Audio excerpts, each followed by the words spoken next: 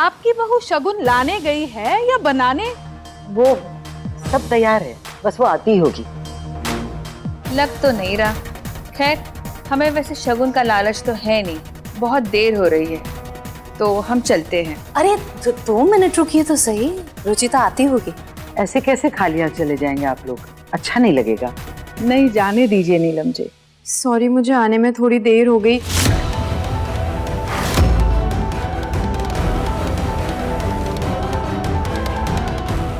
आप लोग प्लीज थोड़ी देर रुक जाइए। आप लोगों ने इतने प्यार से मुझे शगुन दिया है, प्लीज मेरे हाथ की ये भेलपूरी खा के जाइए। इसके लिए इतना रुकवाया? इतने प्यार से लाई है बेचारी, तो खा लेते हैं ना। बैठो सब लोग।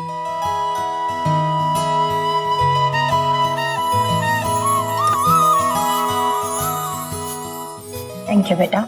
Welcome aunty.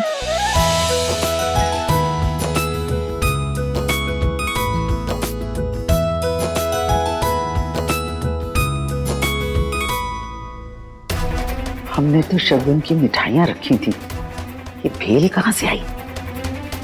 मेरी तो कुछ समझ में नहीं आ रहा, ये सब क्या हो रहा है।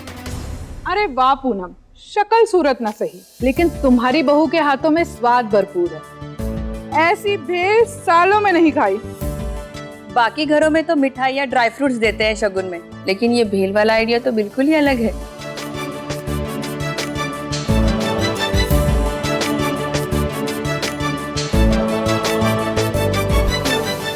इस भेल के साथ हमारे परिवार की तरफ से आप सबके लिए एक छोटा सा शगुन।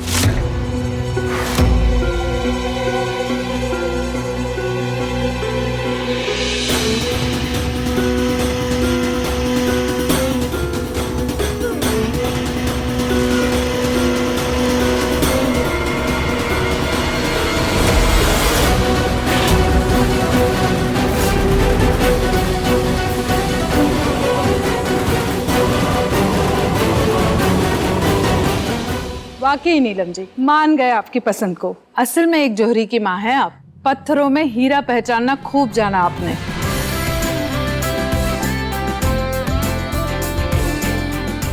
आपके घर में बहू के रूप में लक्ष्मी जी आई हैं। जीते रहो बेटा, तुम जैसी सर्व गुण संपन्न बहू हर घर में हो। अगली बार कभी भेल या चाट खाने का मन करे तो हम जरूर आएंगे। जी नमस्ते।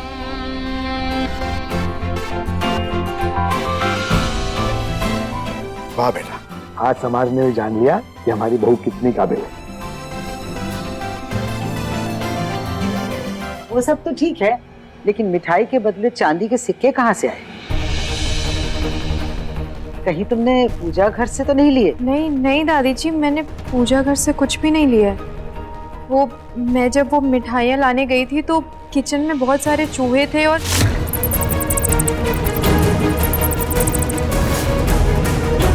हाँ, वैसे दीपक कह तो रहा था कि किचन में चूहे हो गए। वो मम्मी पापा और मेरे रिश्तेदार कुछ चांदी के सिक्के दे के गए थे शगुन में, तो वही मैंने इनको गिफ्ट कर दिया।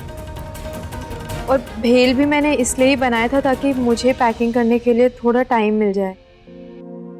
वाह बेटा, आज तुम्हारी समझदारी ने हमारे परिवार की इज्जत बचा ली।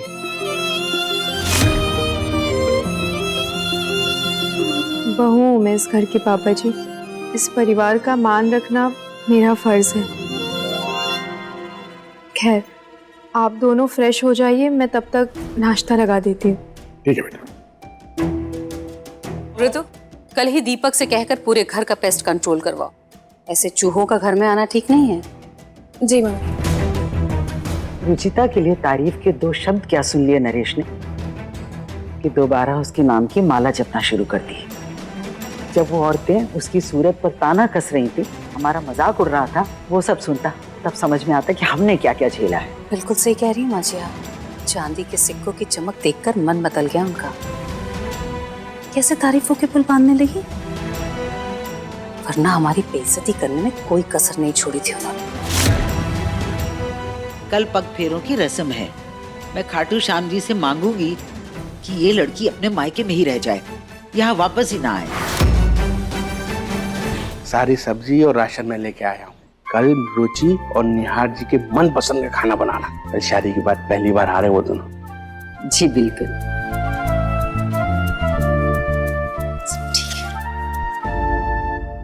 पता नहीं रुचि की मुंह दिखाई की रस्म कैसी हुई होगी, एक बार फोन करके पूछ लेती हूँ। कोई जरूरत नहीं है। बच्चे के पैदा होने के बाद जैसे उसकी नाल काटनी पड़ती है ताकि वो माँ से अपनी अलग एक पहचान बना सके, वैसे ही विदाई के बाद माँ को फिर एक बार अपनी बेटी से अपनी नाल काटनी पड़ती है ताकि बेटी ससुराल में रम पाए। ज्यादा उसकी गृहस्थी में दखल देगी तो खुद ही इसके जीवन में आग लगा देगी। माँ जी अपनी बेटी की फिक्र होती है इसलिए पूछती हूँ। माँ हूँ, कोई दुश्मन नहीं जो अपनी बेटी की गृहस्थी में आग लगाऊंगी। कल चको पगफेरे के लिए आएगी तब तुझे जो पूछना है पूछ लेना, लेकिन अभी फोन मत कर।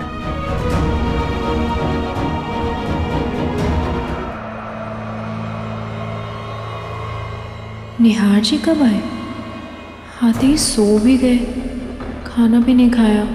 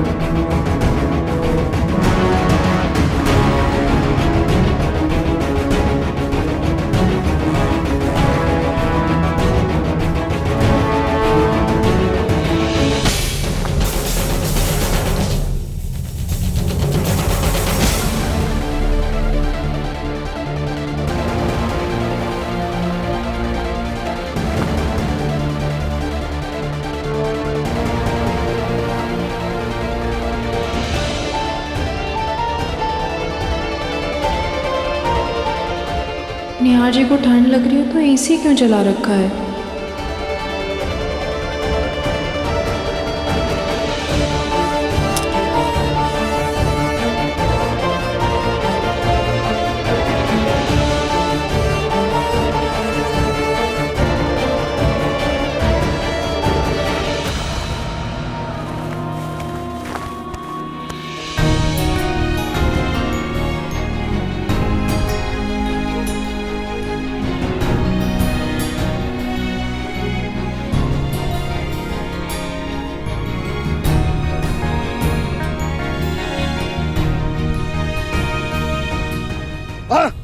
निहार जी मैं हूँ रुचिता।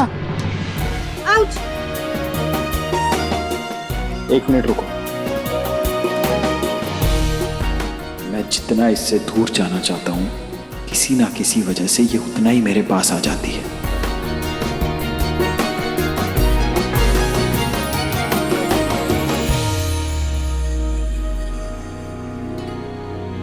वैसे तुम क्या कर रही थी? मुझे ठंड लग रही थी तो मैं एसी का रिमोट ले रही थी।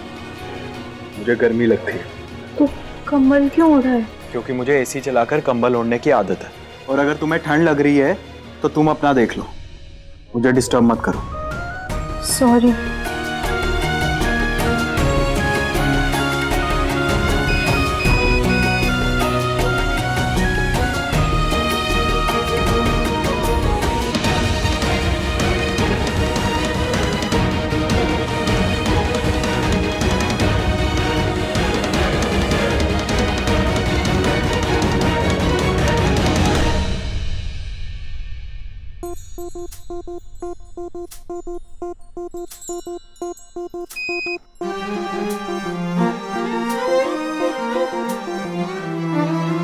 ढेर सारा प्यार हो, हर दिन एक त्योहार हो, जिंदगी की धूप में खुशियों की बहार हो।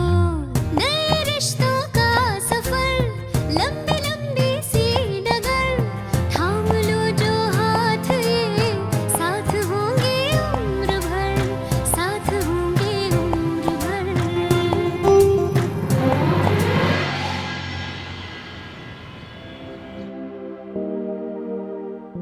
ये साड़ी मुझे दादी ने बहुत प्यार से दी है। ये पहन के जाऊंगी तो दादी खुश हो जाएंगी।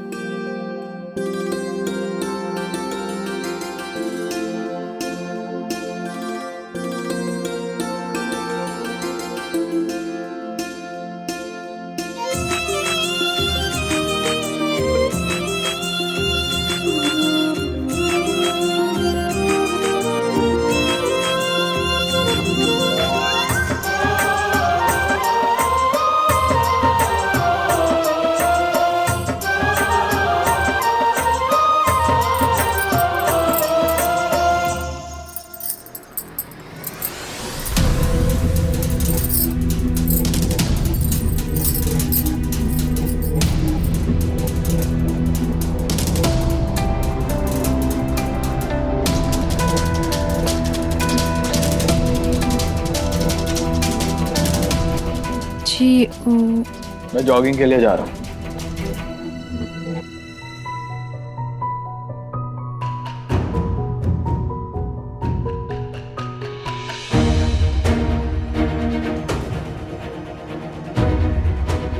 रुचिता, माँ ये क्या पहन लिया बेटा? ऐसे जाओगी पगफेरे के लिए? माँ कुछ गड़बड़ है क्या? नहीं, कोई खास बात नहीं है। तुमने एकदम चटक पीला रंग पहन लिया ना, इसीलिए पूछा। तुम पर ना बेटा हल्के रंग बहुत अच्छे लगते हैं। ये चटक रंगों से तुम्हारा रंग और भी ज्यादा दब जाता है, इसीलिए आगे से ना हल्के रंग ही पहना करो। बाकी कोशिश करना ऐसे रंग ना ही पहना करो तो अच्छा है। बाहर जाओगी, 4 लोग देखेंगे, औरतें बातें बनाएंगी, अच्छा तो नहीं लगता है ना? जी माँ, वो ये साड़ी मेरी दादी जी ने दी थी। ओह, तब तो पहन के जाओ, फिर उन्हें भी अच्छा लगेगा। आगे से ना ये चटक पीला रंग सिर्फ उपटन के लिए ही इस्तेमाल किया करो। इससे तुम्हारा रंग भी निखरेगा और स्किन भी अच्छी रहेगी। लो पकड़ो।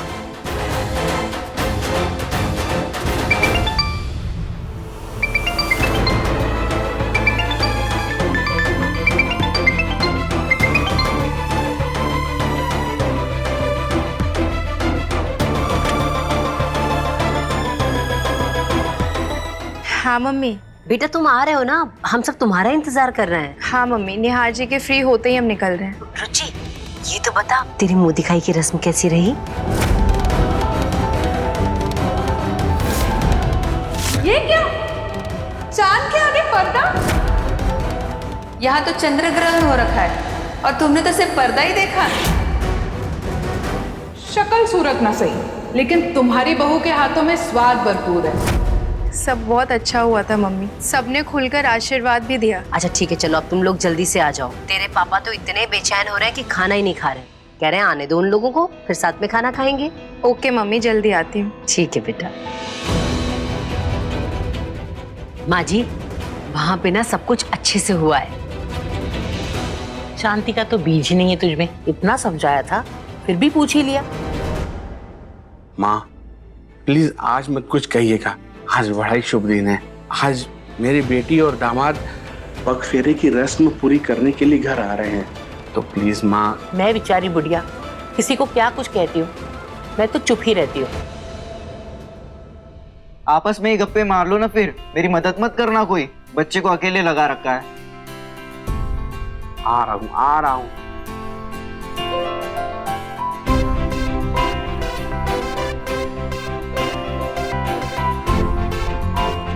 हे खाटू श्याम जी महाराज, जैसे अभी तक सब रस्में अच्छे से हुई, ये रस्म भी अच्छे से हो जाए।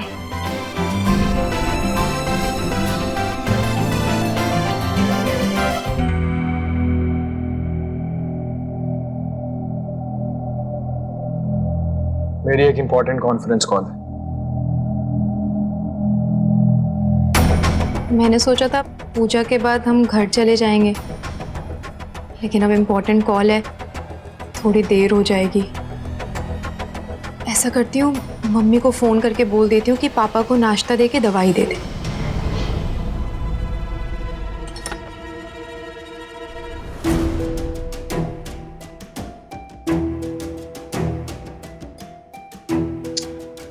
ये निहार जी भी ना पूरा कमरा बच्चों की तरह फैला दिया।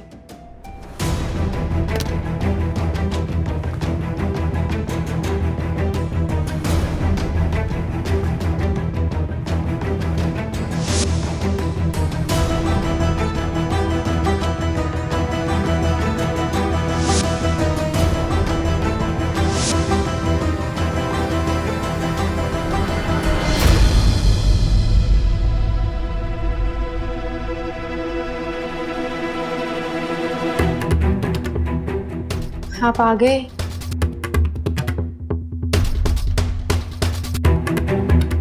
मेरी चीजों को तुमने हाथ लगाया? जी सब इधर उधर था ना तो मैंने समेट दिया। किससे पूछकर समेटा?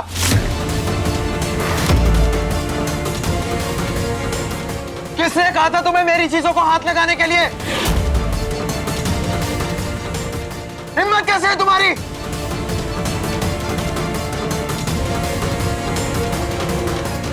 मैंने सोचा कि क्या सोचा तुमने? हाँ? समझते क्या हो तुम अपने आप को? किसने हक दिया तुम्हें मेरी चीजों को हाथ लगाने के लिए?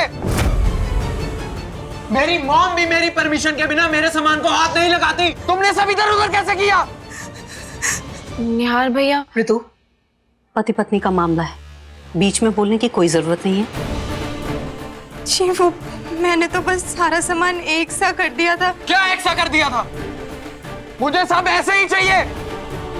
ये बेड पर बिखरे हुए कपड़े, ये आड़े टेढ़े जूते, ये बेडशीट बिखरी हुई।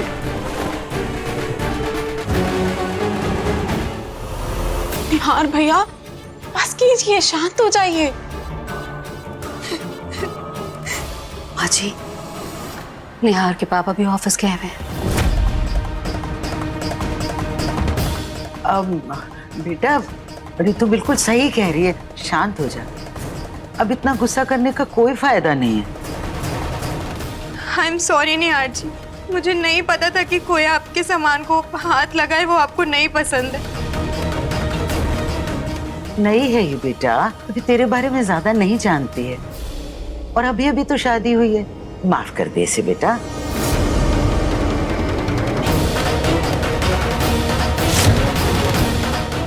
और वैसे भी पत्नी और पति को एक दूसरे को समझने में थोड़ा वक्त लगता है ना बेटा।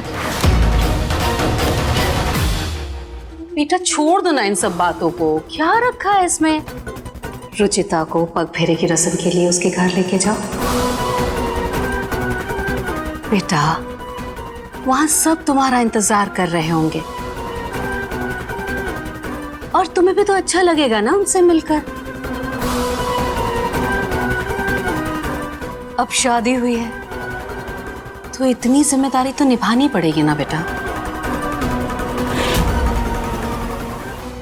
कोई जिम्मेदारी नहीं निभानी मुझे, कहीं नहीं जाऊंगा मैं इसके साथ।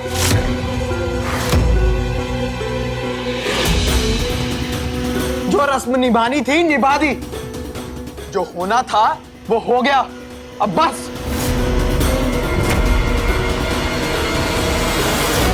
मेरे साथ पग फेरे में जाना था ना तुम्हें, अब भूल जाओ, कहीं नहीं जाऊंगा मैं तुम्हारे साथ।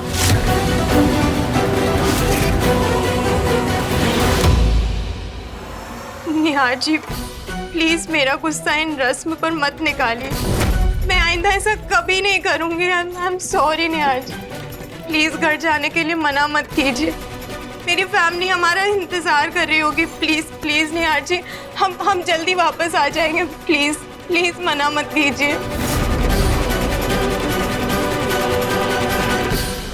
आई डोंट केयर, नहीं जाऊंगा मतलब नहीं जाऊंगा,